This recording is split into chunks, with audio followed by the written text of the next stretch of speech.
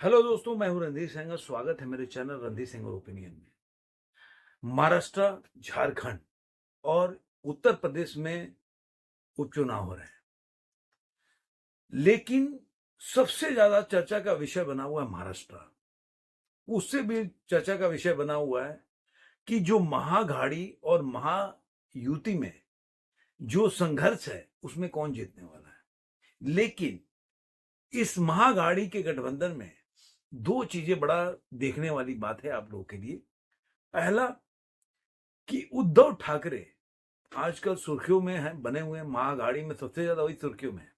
और दूसरा महाअघाड़ी में सबसे ज्यादा सुर्खियों में है कि क्या राहुल गांधी या कांग्रेस पार्टी इस चुनाव में, चाहे झारखंड का चुनाव हो चाहे महाराष्ट्र का चुनाव हो, पहले से ही हार मान चुकी है। क्योंकि जो आप देखते हैं एक्शन, जो आदमी का कार्य होता है वो बहुत कुछ कह जाता है और उसके आकलन से आपको लगेगा कि जो मैं बात कह रहा हूं कितना सही है। इस पे हम आज इसी विषय में चर्चा करेंगे। सबसे बड़ी बात है कि हम उद्धव ठाकरे का अभी इंटरव्यू हुआ कई चैनलों में, उसके ऊपर ज्यादा चर्चा करेंगे और उसके बाद ये मैं बताऊंगा कि आखिर क्यों राहुल गांधी के प्रचार नहीं करने से ऐसा लग रहा है कि राहुल गांधी चुनाव में बिल्कुल नगण्य है या कांग्रेस पहले से हार मान चुकी। ज्यादा सीट लड़ने से कुछ नहीं होता। और झारखंड में भी यही सेम कांग्रेस पार्टी का हाल है। तो चलिए पहले उद्धव ठाकरे का जो मोटा मोटी जितने जगह पर उन्होंने इंटरव्यू दिया उसके ऊपर बात कर लेते हैं। जहां भी गए, क्योंकि आप जानते हैं कि शिवसेना जब से बाला साहेब ठाकरे के समय से बना हुआ है, शिवसेना को हिंदुत्व की पार्टी के रूप में जानते थे। लेकिन जब से उनका गठबंधन महाअघाड़ी में हो गया या गठबंधन कांग्रेस और एनसीपी जो शरद पवार का उनके साथ हो गया, तब से जो हिंदुत्व का उनका जो बोल सकते कोर आइडियोलॉजी है, कहीं ना कहीं वो पिछड़ते जा रहे हैं। और यही कारण है कि जब भी आप जिस आइडियोलॉजी के बनिस्पत या उसको उसके सीढ़ी चढ़कर आपकी पार्टी यहां तक पहुंची है, और मैं कह रहा हूं कि जब बाला साहब थे तो मैं तो बिहार का रहने वाला हूं, वहां से मैं जब भी देखा, हम लोग उस समय महाराष्ट्र मुंबई में कभी जानते भी नहीं थे कि कभी आ पाएंगे, लेकिन सारे लोग बाला साहब को जानते थे। बाला साहब का लोग स्टेटमेंट, उनका सामना में क्या क्या उनका लेख छपता था, वो सब पढ़ते थे और लोग जानते थे भाई हार्डकोर हिंदुवादी आदमी है, हिंदुवादी नेता है। नेता तो मानेंगे नहीं, एक आइकॉन बोल सकते हैं हिंदू। तो कोई भी, जब आप उद्धव ठाकरे उनके विरासत को लेके चल रहे हैं, वही शिवसेना को लेके चल रहे हैं, तो कोई भी आपसे यही सवाल सबसे पहला पूछेगा। और यही लब्बो लोआब जितने भी आप देखेंगे, जितने भी उनको इंटरव्यू आया उसमें जितने जगह उनके सवाल पूछा गया, वो हिंदुत्व के मुद्दे पर वो कहीं ना कहीं इस क्वेश्चन को डॉज करने लगे। मैं विकास के ऊपर लड़ता हूँ, विकास देश में ये प्रॉब्लम है, महाराष्ट्र में ये प्रॉब्लम है, महाराष्ट्र में लोगों के पास नौकरी नहीं है, महाराष्ट्र में, मतलब तरह तरह की चीजें वो बताने लगे। लेकिन हिंदुत्व के मुद्दे पे वो कभी भी बोल नहीं पाए जो क्या बोलना। हाँ, ये जरूर बोले कि अगर वो इसके साथ गठबंधन करते हैं तो क्या हिंदूवादी ने लीडर है, तरह तरह की बातें हुई। तो उनका इस बातों से लगता है कि कहीं ना कहीं कोर जो उनका आइडियोलॉजी है उससे वो सही में उनके लिए बोल सकते बहुत बिग सेटबैक है कि लोग सवाल पूछते हैं वो जवाब नहीं दे पाते। क्योंकि विगत जो देखे लोकसभा चुनाव से लेकर उनका स्टेटमेंट हो, उनके पार्टी के लीडर्स हो, या कोई भी हो, वो उनके बयान जो है उनके ही अपने कोर एजेंडे या कोर जो उनका आइडियोलॉजी है उसको डेंट करता है। तो ये इसी कारण लोकसभा में जो कि एक आकलन आया कि 4% ही केवल महाराष्ट्रियन जो वोट है, जो या बोल सकते हैं कोर जो शिवसेना का वोट है उनको मिला। बाकी 14% वो जो शिवसेना का कोर वोटर है वो शिंदे साहब के शिवसेना के साथ गया। अब उनके सवाल, कोई भी बोलते हैं कि भाई अगर मोदी जी हो या एकनाथ शिंदे हो, वो लोग मेरे पिताजी मतलब बाला साहेब ठाकरे का क्यों नाम यूज करते हैं चुनाव जीतने के लिए, आज भी वो अपने नाम पे चुनाव नहीं जीत पाएंगे। मतलब उनके कहने का मतलब है कि वो मेरे पिताजी हैं, उनका नाम उनको छोड़ देना चाहिए। मैं इस बात से चलिए इत्तेफाक रखता हूं, लेकिन एक और चीज है, अगर आदित्य ठाकरे कहीं भी जाते हैं, कहीं भी अगर वो भाषण रैली कर रहे हैं, तो वो बाला साहब का नाम लेते हैं। क्यों? वो क्यों नहीं उद्धव ठाकरे का नाम लेते हैं? जिस तरह बाला साहब उद्धव ठाकरे के लिए है, वैसे ही आदित्य ठाकरे के लिए उद्धव ठाकरे हैं। तो क्या उनको अपने पिता के जो आइडियोलॉजी है, या उनका जो भी उन्होंने स्टेप लिया, जो भी जिस तरह से भाषण हुआ है, जो भी उन्होंने बोला है, क्या वो उनसे प्रभावित नहीं है? अगर उनसे प्रभावित होते तो ये भी बोलते, या वो जानते हैं कि जिस तरह से बाला साहब के साथ लोग जुड़े हैं, मेरे पिताजी के साथ नहीं जुड़े हैं। नहीं तो ये कभी भी अपने, जब भी वो नाम लेते बाला साहब ठाकरे का, तो उद्धव ठाकरे का भी नाम लेते। लेकिन आदित्य ठाकरे तो ऐसा करते नहीं है, वो सारे लोग बाला साहब के नाम पे ही चुनाव लड़ते हैं। तो ये सोचने वाली बात है। और एक और चीज बता दूं कि उनके जितने भी इंटरव्यू देखे वो काफी मतलब नाराज दिखे, चाहे एंकर हो, चाहे मतलब उनका कोई भी सवाल हिंदुत्व पे आया तो उसमें नाराज दिखते थे और एंकर से ही सवाल पूछने लगते थे। ये दर्शाता है कहीं ना कहीं कि जो उद्धव ठाकरे हैं वो, उनको लग रहा है कि इस चुनाव में उनके लिए खास कुछ मतलब प्रदर्शन करने वाले हैं नहीं, या खास कुछ मिलने वाला है नहीं, ऐसा मुझे उनके। बाकी तो देखिए, चुनाव 20 तारीख को है, कल ही वोटिंग होगी और 23 तारीख को रिजल्ट आ जाएगा। तो जो भी होगा वो 23 तारीख तक साफ हो जाएगा, 10-11 बजे तक मामला क्लियर हो जाएगा कौन कितने पानी में है। हम वीडियो बनाते हैं, कितना सही होता है कितना गलत है, हम तो क्यों, मैं हमेशा बोलता हूं कि हम लोग जो घटनाएं घटती है उसके हिसाब से एनालिसिस करते हैं। उसके अलावा वो पहले जो एक टाइम पे वो सीएम के लिए बहुत ज्यादा बोल सकते हैं कि सीएम बनना चाहते थे, या लोग सारे लोगों को पता है कि सीएम बनने के लिए उन्होंने पार्टी को, जो बीजेपी के साथ गठबंधन है, उसको छोड़ा।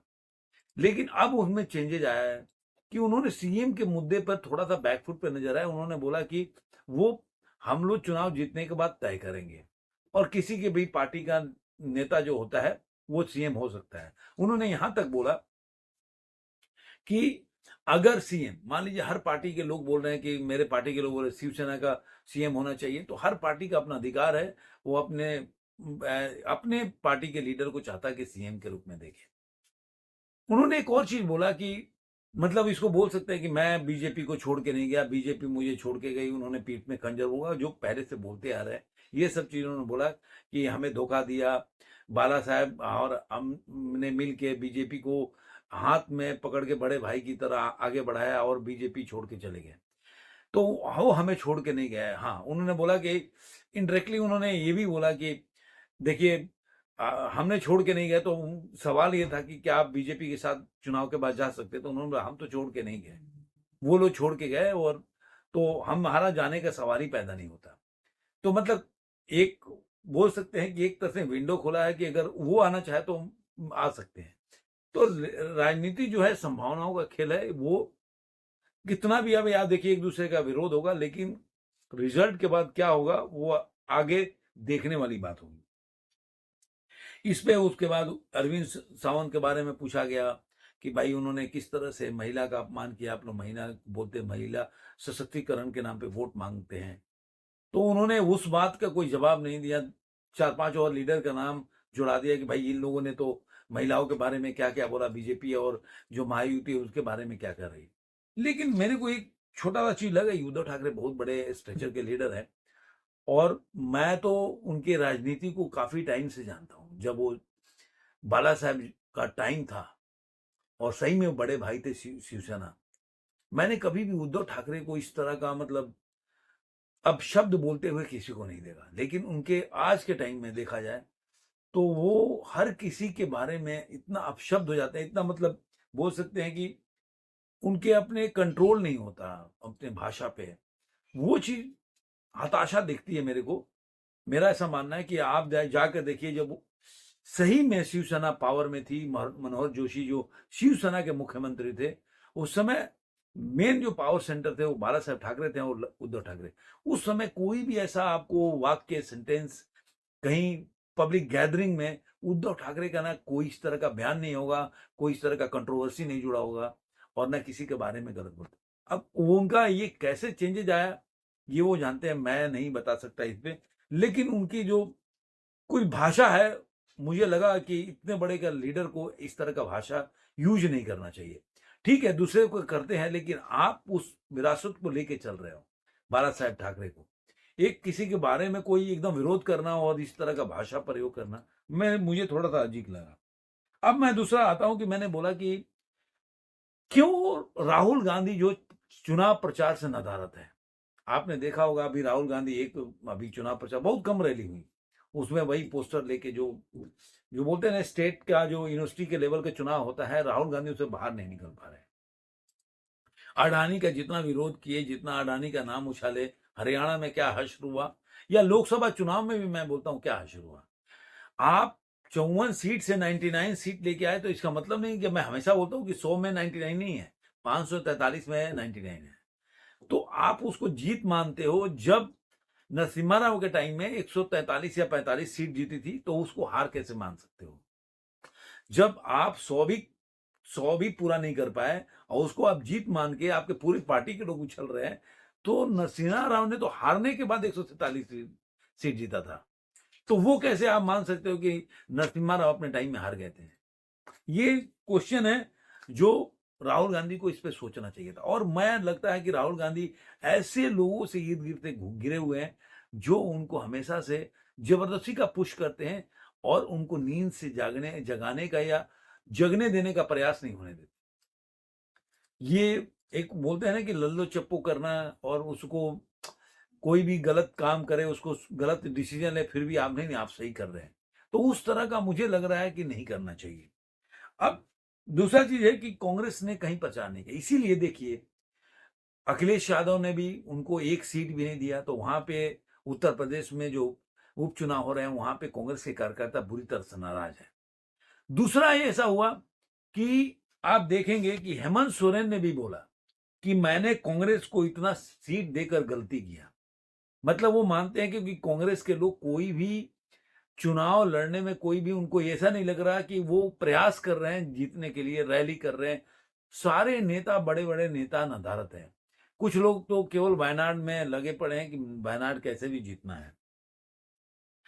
तो राहुल गांधी का जो प्रेस कॉन्फ्रेंस हुआ अडानी पे, तो आपको पता ही है अभी तेलंगाना में ही एमओयू साइन के चेक साइन किया।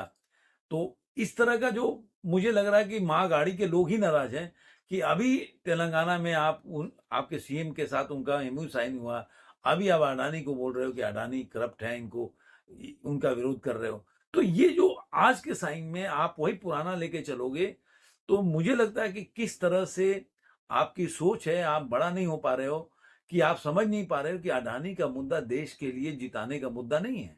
वो कौन आपके दिमाग में इंजेक्शन डाला हुआ है जो आप उससे बाहर नहीं निकल पा रहे हैं कि अडानी के नाम पे चुनाव जीतने में कितने बार हार चुके हो। लेकिन अब एक चीज यहां हुआ कि अंबानी को भूल चुके हैं, अडानी अडानी करते हैं। इसीलिए जो संबित पात्रा ने बहुत पहले जो बाला साहब ठाकरे ने राहुल गांधी के बारे में बोला, तो प्रेस कॉन्फ्रेंस किया तो उन्होंने ये बात बोली, क्योंकि उन्होंने बोला कि देखो, राहुल गांधी ने क्या बोला कि देखो हमारी विचारधारा की लड़ाई है। प्रेस कॉन्फ्रेंस में तो फिर विचारधारा की लड़ाई है, तो आप बीजेपी से इसलिए लड़ रहे हो कि बीजेपी का आइडियोलॉजी अलग है, आपका आइडियोलॉजी अलग है। फिर उसी में आप बोलते हो कि शिवसेना ठीक है, उनका विचारधारा अलग है और मेरा विचारधारा अलग है, तो फिर शिवसेना से भी आपकी लड़ाई होनी चाहिए। तो राहुल गांधी पूरी तरह से कंफ्यूज रहते हैं, उनको समझ में नहीं आता कि क्या बोलना है क्या नहीं बोलना है। अगर आप विचारधारा के लिए लड़ाई लड़ रहे हो बीजेपी से, तो फिर कैसे बोल रहे हो कि आप शिवसेना के साथ हैं, उनकी विचारधारा अलग है, मेरी विचारधारा अलग है, हम विचारधारा की लड़ाई कर रहे हैं बीजेपी के साथ। तो एक अलग तरह का जोक हो जाएगा। तो इस तरह से आप बोल सकते हैं कि राहुल गांधी से लेकर और शरद पवार आप देख रहे होंगे वो भी काफी न्यूज में कहीं दिख नहीं रहे हैं।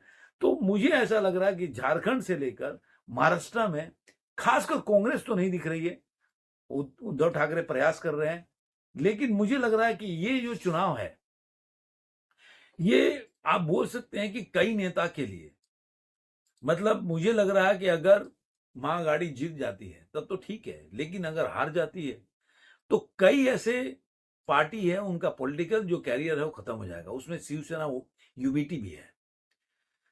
अब चुनाव तो आपके सामने है, कल वोटिंग है और 23 तारीख को रिजल्ट आएगा। तो 23 तारीख के बाद देखते हैं कौन इस चुनाव में जीतता है, कौन इस चुनाव में हारता है।